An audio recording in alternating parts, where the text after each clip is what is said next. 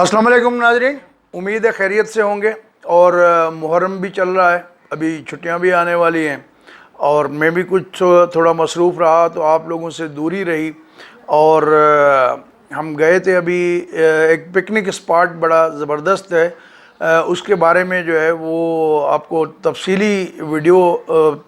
एक दो दिन में आपके सामने पेश करेंगे और उम्मीद है कि आप महज़ूज़ होंगे। आज की जो सबसे बड़ी ब्रेकिंग खबर ये है वो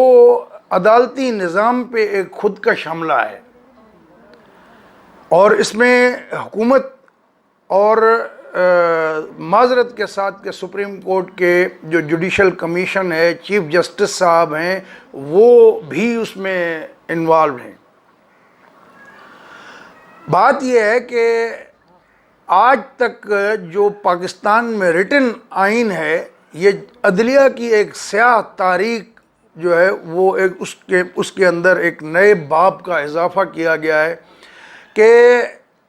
chief justice Sindh high court ने इनकार कर दिया था एडहॉक जज बनने से, लेकिन उनको एडहॉक जज बनने का नोटिफिकेशन सदर आरिफ अलवी साहब ने आज जारी कर दिया है। पीर के रोज़ देखें, इसकी टाइमिंग देखें कि एक तरफ तालिबान ने काबुल पे कब्ज़ा किया है, वहाँ अफरा तफरी का आलम है, लोग वहाँ से निकल रहे हैं, पूरी वर्ल्ड मीडिया की अटेंशन उस तरफ लगी हुई है और इन्होंने ऐसे में ये एक नोटिफिकेशन जारी किया है। जो कई वकला से हमारी बात हुई है वो ये कहते हैं कि ये chief justice Sindh high court जिनकी रिटायरमेंट ड्यू है अक्टूबर 2023 में, उनको रिडिक्यूल करने और उनका तमस्खर उड़ाने, उनकी तौहीन करने के मुतरादिफ है। क्योंकि जो अदलिया एक सूबे के हाई कोर्ट के चीफ जस्टिस को इंसाफ नहीं दे सक रही तो वो क्या आप और मेरे जैसे शहरियों को क्या इंसाफ देगी।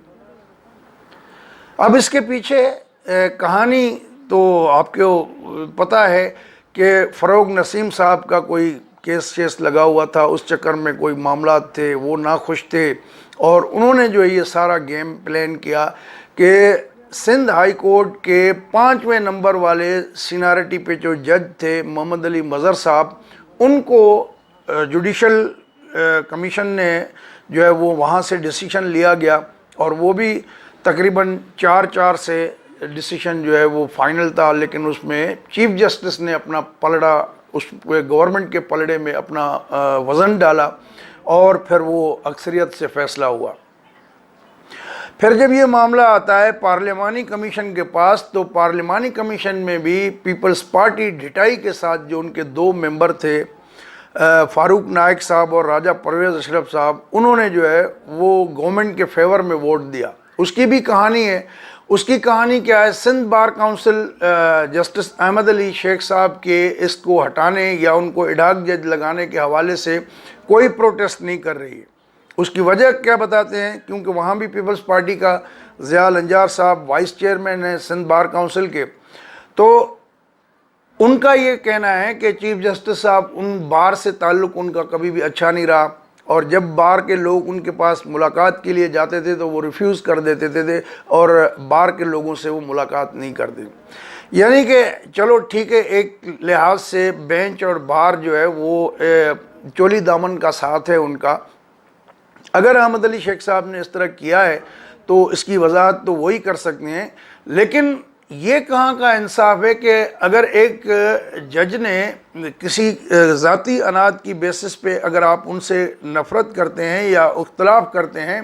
तो आप आइन की संगीन खिलाफ वर्जी हो रही है उसको आप जस्टिफाई समझते हैं, कानून की खिलाफ वर्जी हो रही है उसको आप जस्टिफाई समझते हैं। एक रिटन आइन की जो है उसमें ये लिखा हुआ है क्लियरली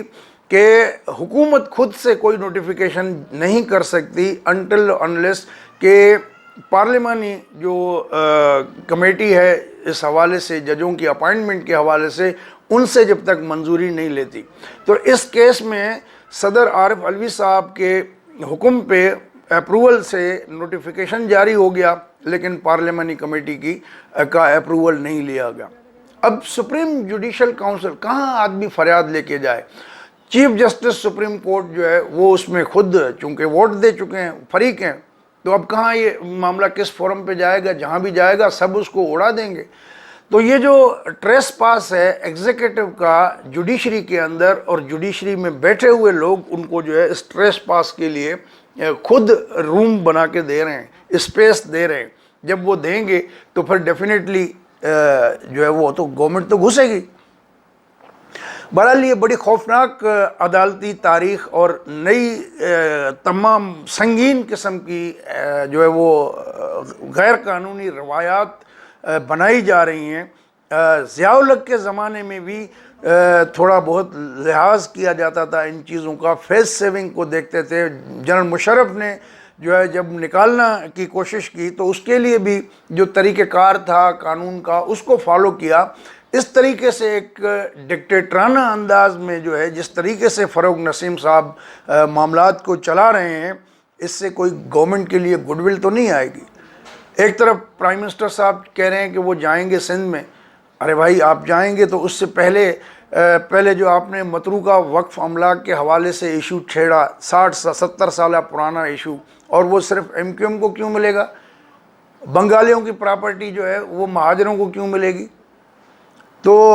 یہ عجیب قسم کے اس طرح کی چیزیں کر رہے ہیں جس سے پی ٹی آئی کے لیے سندھ میں مزید نفرت پیدا ہوگی، اور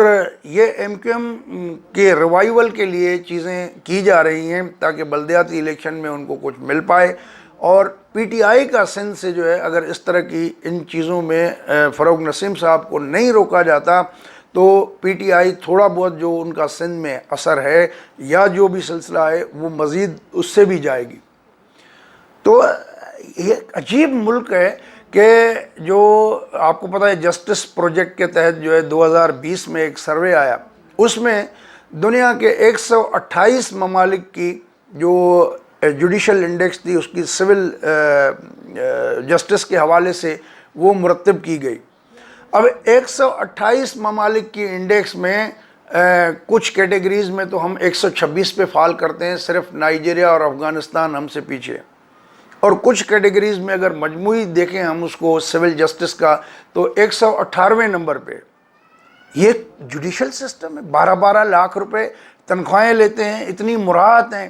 اور فیصلے جو ہے کس طرح کرتے ہیں؟ کیا یہ نیب کے اس میں دائرے میں نہیں آتا کہ مس یوز آف اتھارٹی ہے؟ کیا خواہشات کے مطابق نیپوٹزم نہیں ہے یہ کہ آپ اپنے من پسند لوگوں کو، من پسند لوگ تو سندھ میں کچھ وکلا سے میری بات ہوئی،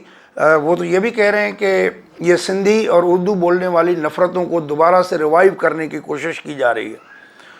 تو اس طرح کی سیاست، اس کی ہم نے بہت پرائز پے کی ہے، اور کم از کم اس کا رول آف لا کی جو ہم بات کرتے تھے تو آج سب کے سر شرم سے شاید جھک جائیں کہ یہ رول آف لا ہے، یہ کانسٹیٹیوشن کی آپ جو ہے امپلیمنٹیشن کر رہے ہیں، یہ آپ آئین پاکستان کی دھجیاں اڑا رہے ہیں، ہمارے جو جوڈیشل سسٹم کا حصہ ہیں وہ لوگ اڑا رہے ہیں، اور پیٹی انٹرسٹ کے لیے کہ فاروق نائک اور راجہ پرویز صرف کہتے ہیں کہ جی چونکہ وہ ہمارے سندھ بار کونسل میں جو دوست ہیں ان کو وہ لفٹ نہیں کراتے تھے اس لیے ہم ان کی جو ہے وہ بات نہیں مانتے۔ وہ بابا رول آف لا، کانسٹیٹیوشن کی، آئین کی حکمرانی کی بات کرنے والے لوگ تم تو پھر مفاد پرست لوگ ہو، یعنی کہ اپنے ذاتی مفاد کی خاطر سب کچھ کرتے ہو۔ تو یہ اسی وجہ سے ریاست بھی بدنام ہوتی ہے، ریاست کے ادارے بھی بدنام ہوتے ہیں، ان پہ تنقید بھی ہوتی ہے، اور پھر ہم فال کرتے ہیں جا کے 118 نمبر پہ۔ یو کے بھی تقریباً میں ابھی دیکھ رہا تھا کہ 17ویں نمبر پہ، پہلے نمبر پہ جو ہے وہ ڈنمارک آتا ہے کہ جہاں کا جوڈیشل سسٹم جو ہے اس انڈیکس رپورٹ کے مطابق نمبر 1 قرار دیا گیا ہے۔ امریکہ جو ہے وہ 36ویں نمبر پہ ہے۔ ایران ہمارا پڑوسی ملک ہے، وہ 58ویں نمبر پہ ہے، اور انڈیا جو ہے وہ 98 ان کا نمبر ہے، چائنا 64 پہ ہے، اور بنگلہ دیش جو ہے وہ 119 پہ ہے۔ چلو بنگلہ دیش جوڈیشل سسٹم کی انڈیکس کے حوالے سے، سول جسٹس کے حوالے سے ہم سے ایک قدم پیچھے ہے۔